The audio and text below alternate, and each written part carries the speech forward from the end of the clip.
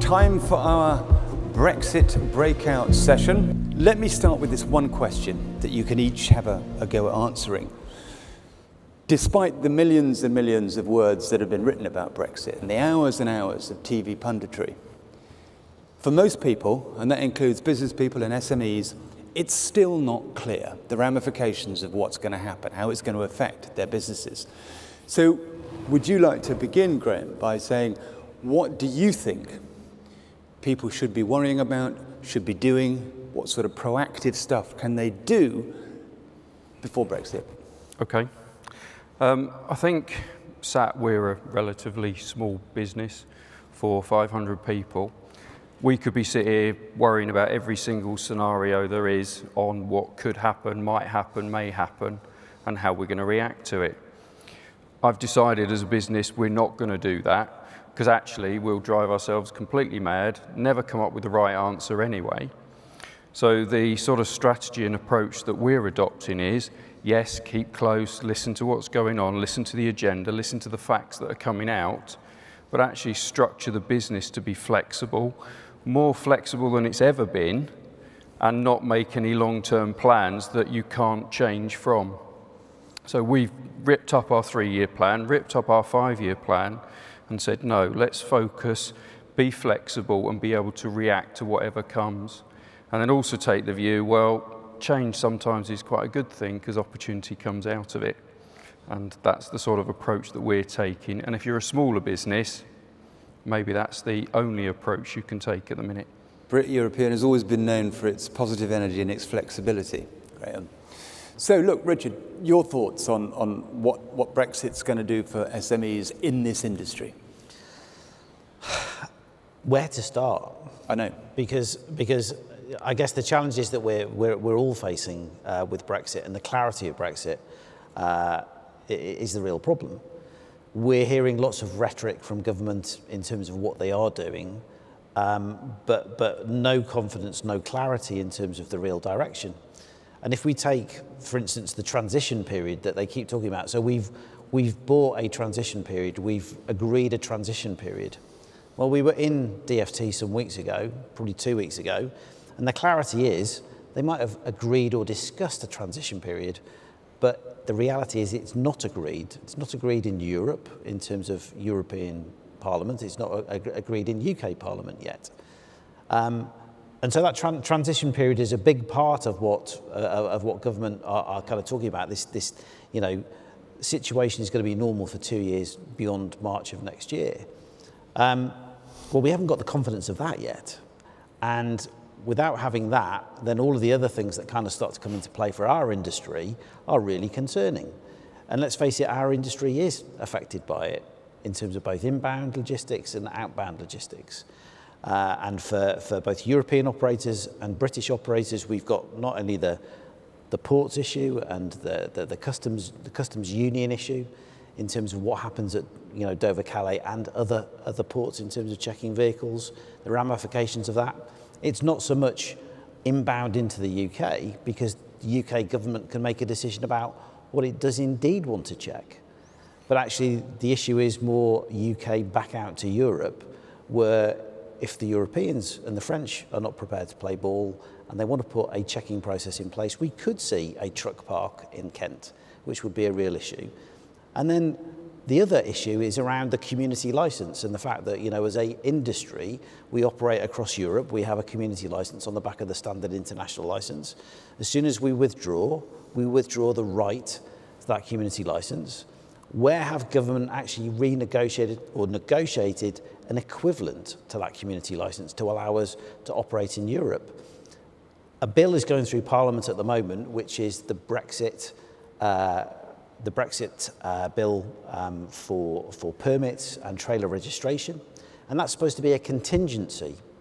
So if they don't negotiate a community license or an equivalent to it, we have to rely as a nation on permits, ECMT and effectively bilateral permits. And they're quoted. ECMT permits are quoted. We as a country have 1,224 permits, which we will run out of within a day and a half. So the reality is British hauliers wanting to go to Europe, if we don't get these negotiations right, and the devil's in the detail, we are not going to be able to operate. And I don't see a government at this point in time that is interested in terms of supporting again this industry or understanding the challenges that we're facing. It's a real problem. So pretty pessimistic then. Sorry, Quentin. Pretty pessimistic. Well, yeah, look, I'm trying to be as positive as possible, but we're kind of almost at the sharp end of some of these conversations and discussions, and trying to make people understand that the devil is always in the detail in terms of how you operate and the impact of some of these things, those practical handshakes that we undertake, that people take for granted every single day. What happens if we don't get this transition period? And what happens if we've got to, we've got to deal with some of these issues? Businesses need to plan for the future. They need to be able to see at least something in terms of what's likely to happen. And I don't think there's enough information or enough engagement with business to do that. That's been a big problem. So Graham, with the lack of clear, concise information, what advice would you give to people? Well, I think there's one thing that we can be reasonably sure about is that there's going to be some sort of customs border. Whether it's frictionless remains to be seen, but there will be some requirement for customs process. And going back to the comment on SMEs, I think we potentially, depending on which numbers you read, have 140,000 or 180,000 companies who are exporting and trading with Europe that have never dealt with customs. And so that in itself is going to be a massive shift of education that we need to be talking to our customers as an industry, telling them what that means in terms of understanding UCC processes, how they're going to deal with that, are their truckers going to be able to deal with that. So I think that's one of the first issues. If I put on my freight forwarder's hat, it's a fantastic opportunity. Well, I've just had all these people come into the market. Graham used to run a business doing customs clearance. But whether it's good for British industry is another matter, because it then inevitably adds a cost, whether you pay a forwarder to do it or whether you do it yourself. It's another administrative process which has to be undertaken regardless of how seamlessly it works. So that's one area that I think that we need to be aware of, and that our customers need to be aware of. And the cost element is significant, isn't it? Because consumers will be reluctant to pay that extra cost, and it's going to cause inflation. It's going to cause higher costs across the board. And with Q1 growth reported a barely measurable 0.1%, this is going to have a serious impact on the UK economy, isn't it? Oh yeah, I mean, I think the whole issue is going to have an impact in cost terms. We get into Brexit in itself is exacerbating fundamental problems that we had anyway. Just run those problems past. We have a problem in the UK with overall productivity. We're starting to see wages rise a bit, which is helping productivity. We don't know if we're getting the output from the increased wages yet, but what we will see is that the drivers, our access to drivers will become harder. So the problem that we have with employing drivers will get worse. That drives up the wages cost. We'll also make it harder in the same way that Brit European is now holding back in its plan. The European hauliers are holding back on their plans and investing in the UK, and given that they provide 75% of the wheels that take our exports abroad, this has a direct effect on our costs. So we need, therefore, to come back to the productivity issue and work out how we work our assets harder to make best use of the drivers we have and make best use of the trucks we have. And use them more effectively. So that's a fundamental thing, which was there anyway. Brexit just gives us a burning platform that we really do need to fix this fast.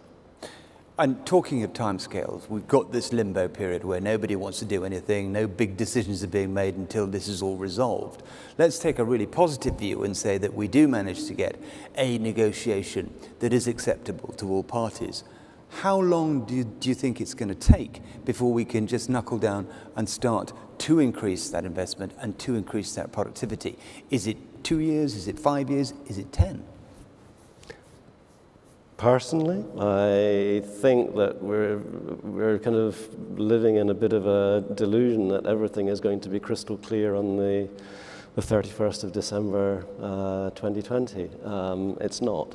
I think, just from a practical point of view, unrolling 40 years worth of intertwined legislation, processes, the details that are set up, and again, we've got enough grey hairs on the panel to remember all the stuff that's happened in the last 20 odd years to smooth the process in trading with Europe.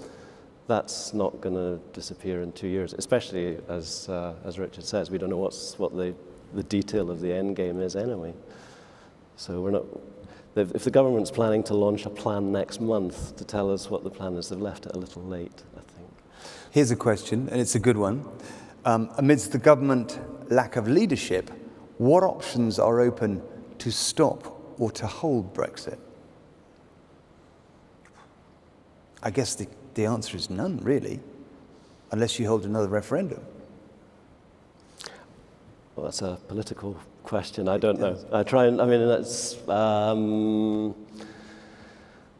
I think if I could just flip it round, I think what the European reaction to that might be one of relief, because then they can get on with other stuff, and they've got their own challenges. We were talking about Italy earlier. We were talking about immigration. There's other things that are. They probably, I know that from a European perspective, they see as more urgent than Brexit. So from a European perspective, they would probably be quite relaxed. Do you think there are other options to us, Richard? I think from where I sit at the moment, I think the government are clearly working to try and push this through. I think we haven't seen anything yet, in terms of how this is going to evolve and what we're going to see. We're facing issues that probably, when the referendum, was being voted through, people just didn't realise the ramifications or the detail of these changes. And if you take the Irish border issue, and the issues that we're facing there over the peace treaty, who would have ever thought that would have been one of the initial things that would have potentially created a big blockage? What's the solution to that? From a logistics and distribution perspective, it's a real challenge to service Southern Ireland. We've got lots of Northern Irish hauliers that are using Northern Ireland as a platform, to deliver into the south literally daily. So you've got ramifications just from a customs perspective, the systems, the processes. But this peace treaty issue is bigger than probably anything else in terms of how you resolve it, and the principles in terms of the border there are no different to that, between Dover and Calais. So, how do we find solutions to these issues, and how quickly are we going to be able to do it? And how are we going to get some confidence in order to find a level playing field for all parties? I don't know, and I don't know what the solution is. But is there a way of backing out of it? We're trying to deliver something which is the will of the people. It was the people that voted for the referendum and the change. But the practical side of this is it's far more complicated than anybody thought it was in the first place. Because half the country voted about borders and migration and laws, and then half the country voted that they wanted that European influence, they wanted to trade frictionless with the rest of Europe. And that's the kind of disconnection here, isn't it? That part of the population realised the commercial and the business cost to all this, and half the population didn't and made an emotional decision. So it's kind of really difficult to reconnect all that now. But I think we as a nation, we need migratory labour to support businesses in the UK. Certainly as a driving industry, there's probably 60,000 European drivers driving in the UK. We're seeing them go back. and not because of issues around the Home Office and immigration, but because of the rebalancing of the financial impact because of exchange rate changes. That wasn't something that we saw, but I don't think we were good enough or clear enough in terms of talking about the fact that as a nation we need migration to support our needs here. So I think that was definitely confusing in the early stages, but where we go with this, Quentin, in terms of what's going to start to unfold, the lack of leadership from government at the moment, they are in absolute disarray. There's no doubt about it. There is no demonstrable leadership from our Prime Minister at the moment. And, that's absolutely what's needed. Coercing and trying to get people on board isn't what's required at this point in time. We need a direct, let's take the bull by the horns and take us through this. Does the panel think logistic regulations will be reduced or scrapped to compensation for credit, lesser labour driver tests to make up for the Euro drivers going home? Do you think we'll be able to kind of compromise on things? I think there will be a reshaping of it. There were early conversations that we'd been having with DFT about the fact, for instance, can we change the sequence of the test? So it's not C+E. It's just we go straight to C+E as opposed to going through 2 tests, which was something that the EU brought in. So can we help to try and speed up the process by doing something like that? And there was definitely a willingness in government to change some of those regulations and some of those laws to give us more flexibility.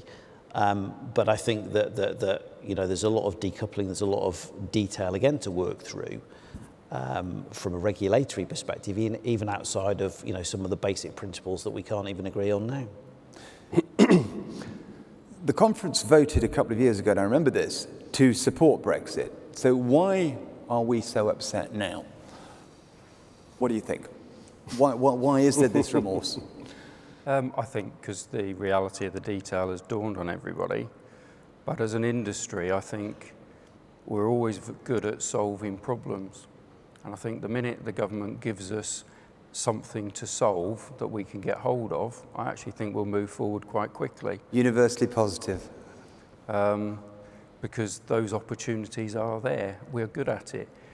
Are these things hurdles in the way that are going to cost us in the short term? Yeah. Do I think I, as a business leader, am going to be dealing with the fallout of Brexit for the next 10 years and possibly the rest of my career? Probably. But alongside that will come all the opportunities that go with that. And I think it's a chance for us to actually move forward instead of keep looking backwards, because we can't change anything. We are where we are. Yeah. So that's what I want to see. And it's about a new relationship with Europe. I mean, I'm not about to change our name. We're not going to suddenly become Brit, not Brit European. We have partners on the continent that we deal with every day. I intend to see those relationships well into the rest of my career. So I think it's about us taking that positive approach, but we need some basic framework from government and policymakers to be able to do it. And then we will. I know we will. I'm not going to take sides here, but there are, on balance, things that the European Union have done that have and will continue to cost us a lot of money. If you look at what you were talking about earlier on, about the emission standards and everything, that's completely EU-driven, isn't it, Richard? Yeah, absolutely. And I guess, but the standards that we're adhering to here are probably actually, on the whole, probably even higher than the standards that have been adopted across Europe in some places. And how we apply it and how we gold plate our regulation and our laws in and around that is part of a problem that we also need to kind of step back away from, review and understand how we change some of those things. But as a UK government, we are very good at gold plating what we've got. Let me ask you a question, Neil. Do you think the EU have behaved well over the period of negotiation? Do you think it's helped things? It's difficult to judge. I mean, I think there's to judge whether politicians in political processes behave well or badly. I think they've got a process which we don't necessarily understand or agree with, and they've been very formal in that process. But there does seem to be this inertia, this difficult relationship between the two, where this is going to be a very, very divisive parting. I think it's as divisive as both parties make it. That's exactly the point, though, isn't it? Yeah, but I'm probably a little more pro-European than the question suggests. But if we're talking about division, I think part of the challenge is getting our own house in order and presenting them with something that they can negotiate with. Absolutely. So I think we cast out the mote in our own eye first. Then I've always found in negotiation that you have to kind of try and respect and understand the other party's point of view. They're trying to corral probably herding cats in 28 other countries, all with a different agenda, all have a different trading relationship and importance with Britain and how important Brexit is to them, whether in Romania or selling machinery from Germany or wine from France. The dynamics of that, trying to corral that is going to be hard. I don't think that I think the only country in Europe that has got a real vested interest, obviously, in taking an active, negative or positive stance would be Ireland, because there is so much at stake with the Irish border, and they've got to take a stand. But whether it's a negative one or a positive one, I think they're just trying to navigate the process. So, but we are being used as an example pour corriger les autres. Yeah, of course. Yeah, but that's. Is that life, or could it be made better and easier? And could everybody just agree that we need to do this as painlessly as possible? I think everybody wants to do it as painlessly as possible. I don't think that it's in anyone's interest to make it protracted. I think that the sheer impact that it's had on the British economy already is warning enough for the others. They don't understand why we want to do it. Do you think that cost is going to be insurmountable? Do you think it really is going to have a terrible effect on our children's future and the next couple of decades of economic growth? Should we be that worried? Not something to worry. I think it's something that you live with, but it's already having an effect in terms of the downgrading of our forecast, the devaluation, the rate of exchange dropped 10% on the eve of the vote, hasn't recovered. In fact, it's dropped slightly more. Britain's economic forecast now lags behind Europe, whereas in June 2016 it was ahead. So we're already seeing the effect. It's not insurmountable, of course not. I mean, we can build ourselves. I agree with Graham. You build with where we are. But you've got this perfect storm at the moment, haven't you? You've got reasonably flat wage growth. You've got high energy costs. Oil is going up at the moment like a rocket. You've got consumer sentiment really, really depressed, and we're seeing on the high street that people are not spending, certainly not in quarter one, and you can blame some of that on the weather, but quarter two, there's not many signs of a readjustment upwards. So if you put all this in, this could be that we're closer than we imagine to another recession. Possibly. I'm not sufficiently au fait with economics to determine at what point we get into we are at 0.1% growth. I think recession is technically, what is it, three quarters negative growth. Well, yeah, it's okay.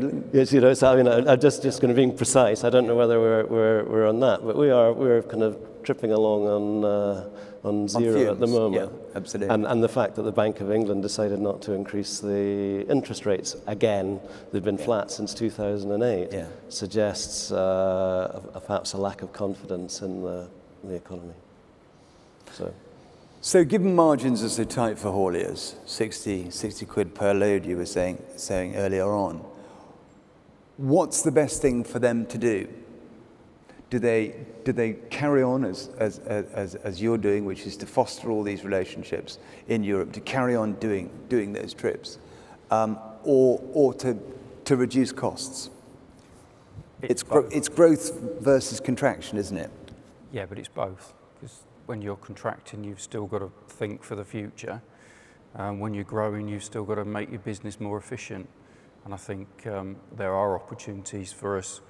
There was a lot talked about today in terms of finding efficiencies in our operations. I still think there's more if we all collaborate a lot better.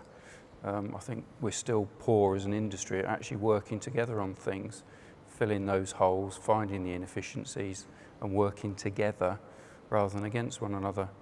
So I would say, I know what I'm doing both, and doing both faster than we've ever done it. And what are your partners doing, Graham, about Brexit? On the continent, some of them are still sat there with their heads in their hands and can't really believe it's happening. None of those sit there wanting to teach the UK a lesson, which I think is probably... Really? Yeah. You've had that articulated? Yeah, they're not about that. And they're as frustrated with the lack of progress from the politicians and bureaucrats as we are. And I'm talking partners in Austria, in Germany, in Italy, in Spain, that we deal with on a daily basis. And they feel the same the other way. They just want a bit of clarity, and then we'll get on and do the relationships. Because why should it really change? So it's a kind of second phase. The first phase was, why have the Brits done this at all? And the second phase is, why are they dicking around so long?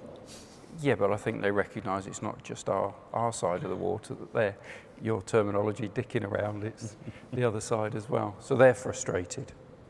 I think, can I just add to that? Because I think as I've gone around Europe over the last, sort of 6 to 8 months, that's certainly something that I've seen, as a mirror, that first and foremost, they can't understand why we're leaving. They genuinely can't understand it, but then now that we are, they want to hurt us, and they want to make it as difficult as possible. But they're also confused, and they don't know what it means for them as much as it does for us. And they're kind of searching. But what's really kind of interesting about this economic impact as well. So the UK, since Maastricht in 1993, 83, we've seen a tripling of volume between Europe and the UK. So the amount of goods that we actually import from Europe into the UK has tripled over that time. So we are very reliant in terms of bringing volume into our supply chains. So this isn't just about, I guess, European hauliers, British hauliers. It's also about how we supply the internal element of the UK market. And we need to be aware of that within this whole change. And the clock is ticking. And I don't want to be the harbinger of doom, but there is detail in this. And it's like a great big startup. I'm sure many of you that are sitting out there in the audience have been through operational startups in businesses that have fallen over because you've tried to ram too much volume through too quickly in a changing operation. KFC would probably be a great kind of example of that. But, the problem here is the scale of this is colossal. And the scale of it, if we don't understand what we've got to do and how we've got to do it, will have a massive impact. And we've got to make sure that politicians and government are really clear about those elements. And it's not just food. We were talking about the music industry, a 4 billion industry, which is, reliant now on touring because it makes no money from downloads. It's British hauliers that provide all those global artists with transport across Europe for European tours. If we don't have permits to allow them to travel, all of a sudden we impact the music industry. Who would have thought that? So there are lots of ramifications here. There's lots of detail, and we've got to get those messages out to government, and they need to understand the ramifications. Here's a question again for you, Richard. As a leading trade association, is the RHA making government aware at ministerial level that the UK is only 4 meals away from anarchy? In other words, 75% of Dover corridor traffic is food. Yeah. So we are working. Most of my time at the moment is taken up in terms of talking to ministers. I'm with Chris Grayling next week. We've got further discussions, further meetings about the impacts of Brexit. They don't like what we're telling them. They want us to try and calm down the things that we're saying are impacts because they don't want the kind of the media frustration, the media frenzy. We're also engaging with the Labour Party because I think we need to effectively use the other parties as well to try and influence some of the outcome here. But also, if we're not going to get demonstrable leadership and this is going to collapse, then the likelihood is it won't be a Conservative government that's going to be around in the future. But we're making it really clear what those potential impacts are, and I think they're beginning to wake up and realise that transport, logistics, warehousing and distribution is one of the key industries for Brexit. It really is. Here's another very good question. There's a skills shortage in the UK. Where do we grow our logistics talent post-Brexit if Europe is closed off? Because homegrown investment in training, are we looking at other Windrush? The industry doesn't invest in training and the government doesn't help us. And this is a very good question. Where are we going to get those skills from? It's a really good question. And it's a source of frustration from my perspective because, again, we've been trying to get government to listen and understand that we've got a significant driver shortage and it's going to get worse. We've got the lowest level of unemployment for 42 years. And, you know, we've got to look at different areas. So that was the whole objective of Road to Logistics. You know, it's something that Graham, you know, you've got heavily involved in terms of recruiting and taking drivers from, you know, from Sudbury Prison. And looking at bringing people in from different routes, different avenues. The apprenticeship levy, as an industry, we have paid £68 million into that levy so far. And guess what? We've only drawn down 2 million of that 68 so far. The levy doesn't work, it's a tax, it's not easily accessible to get at. And what we're trying to do is hopefully a sector deal where we actually start to get access to money to start training drivers from different areas. So prisons, older people, you know, we need to attract far more women into the industry, which we've talked about, but we've got to make this easier for the industry to be able to use that money. You know, there's an unproductive period where you're trying to train a driver and get them through the license, probably 10 to 12 weeks. And we're trying to say that needs to be funded out of this pot in order to make sure that we've got an apprenticeship that actually works for the industry, that we don't try and ram something home that doesn't work, that we bring some balance back to those elements, because that's the only way we're going to solve this problem, by doing that something that's specific for this industry. So that's the flip side. That's a positive then, that we will train more kind of homegrown drivers, that we will concentrate more because of the dynamics of Brexit to get a better skill set in our driving workforce in the UK. So you can see that as an opportunity. You can see that as an opportunity, but it's something that government absolutely needs to wake up and listen to, and I believe that they are. We're having some really positive conversations at the moment. I think we're not far off unlocking that as a potential. And that's the first time in probably the last 2 years that I felt that there might be, you know, some positive support from, you know, from government to actually make something happen. I think we are having conversations with other people that are looking more globally at labour and saying, look, if we can't solve this problem, then we need to look further afield. But I think we need to cautiously enter into that just to make sure that it's the right way of doing things, that we're getting the right people into the jobs to support our industry in the future. Here's one for you, Neil. What is the clarity we need? I hear a lot of people asking for clarity, but blue skies thinking is what we need, surely. What are the main do or die points on this, and why aren't we shouting about them? And I think that's good. I mean, it's just distilling it to the basic points, isn't it? Which seems so difficult. Well, yeah, there are so many basic points, as we've alluded to, that every sector has detail that it boils down to. So distilling it, broadening the discussion away just from purely road freight for a second, we need clarity around the aviation industry and our participation and involvement in the associations that we have to maintain the access by air that we have. We need clarity on for drivers, which is probably the biggest drivers and road freight, the biggest pressure point after air. We need clarity on the immigration rules to make sure that that the drivers don't have to go home so fast that we can't fill their seats in the cab. We need clarity around the access for foreign vehicles to come in, because they're adding to a capacity that we've got and we exploit in this country, we use. So those are from particularly a road freight element. In terms of customs process, actually there is an element of clarity to an extent, is that we're currently part of the Union Customs Code, UCC, which was rolled out about 3 or 4 years ago.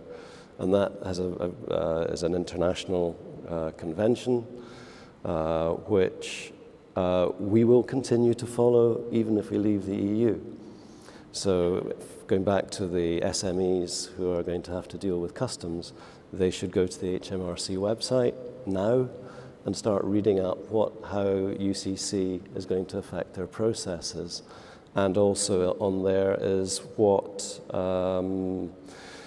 how the new customs entry system, customs system that's being rolled out at present, how that works. So they can start doing that now and start seeing what are the requirements, what are we going to have to change in our processes to deal with international transactions that we haven't had to deal with. And in some ways, having talked to customs about it, it's actually going to be easier for the newcomers, because as is always the case, that those of us who have been involved in the old system will come with all sorts of legacy baggage and understanding of how it used to work, without and have to adapt to the new system. So that there might be an advantage there for the new people coming in. But they can get on with that now, and that is clear to me.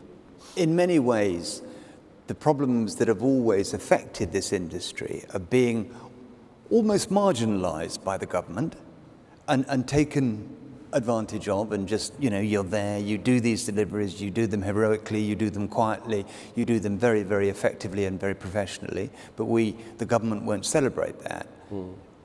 This is being brought into even more relief now with Brexit, and you as an industry need to really impress upon the government how critical you are to the well-being of the economy. And without the securities that you had pre-Brexit, this is going to get worse and worse and worse. So how do you make them aware of the enormity of what's going to happen? I think having kind of followed the debates, and I don't know if my colleagues on the panel agree, I think looking at the detailed debates that have gone on in the House of Lords and some of the detailed debates that have gone on the Select Committee on Brexit under Hilary Benn have indicated perhaps a better understanding of the details than the headlines that appear in the press and in the sound bites in the House of Commons suggest. I'm glad you think that, because I do House of Commons and House of Lords Select Committees, and you lose the will to live. Yeah. And I just hope they are taking notice. Yeah. Whether that actually filters through to basically the cabinet, who should be leading this, and enables them to face up to some of the irreconcilable positions that they found themselves in, having drawn the red lines and then having to try and square that with the Irish border, for example. That remains to be seen. Yeah. Us as an industry, certainly the MP for Dover has made a lot of representations in the Select Committee about the impact on Dover. So I think there's an awareness there. The Beast from the East probably helped a bit crystallise people's minds about how important supply chain is. Yeah. When supermarkets were running out fairly fast. And I think you're in a very strong, just this one point, very strong position now to sort of say, right, sit up and take notice, because the health, well-being, safety, and just whole economy at large depends on you guys. I absolutely agree, Quentin. Yeah. I think just going back to one of the comments that Graham made earlier, which is it's a positive and a negative. We kind of, as an industry, just get on with stuff. Yes. We make it happen. We never really shout about it or tell people just how bloody good we are. And that's been part of the image of the industry issue for some time, and we're trying to change that and push it and get government to understand that. I think from a political perspective, in terms of lobbying and campaigning, we've been described as agitators because that's good though. Absolutely, yeah, because we're not sitting back and actually just allowing I guess those old historic relationships to just filter through. we're challenging, and we're actually saying, no, you can't do that. And we've got a direct line into Downing Street, and we are getting, you know, phone calls coming back saying, we need you to calm your press releases down because they're going to cause us problems and embarrassment. Well, no, we're not going to do that. Because we've got to raise these issues, we've got to push them forward, and we're not just going to roll over because, you know, we want an easy life. So I think they are taking note, they are beginning to stand up and listen, but I think it's taking an enormous amount of effort from the industry's perspective to really push some of these issues and get them to recognise how important we are. And the slides at the beginning of my presentation, the whole idea of that was to really kind of say, you know, look, we really are important. We're a big industry, but we've just been taken for granted for too long. £150 billion a year. I mean, that's a significant chunk of GDP. And maybe this is the moment you need to redefine yourselves, that you need to shout loud and say, look, this is what it's all about when it comes to 98% of the stuff you buy in shops is on our wagons, and underestimate us at your peril. And maybe that's another opportunity, one of your famous positive outcomes here. Here's another question. I guess we know the answer to this one. Why wasn't the complexity of Brexit realised before, during the referendum campaign? Very good question. And hopefully this won't happen, but what can the industry do to better foresee this kind of complexity in the future?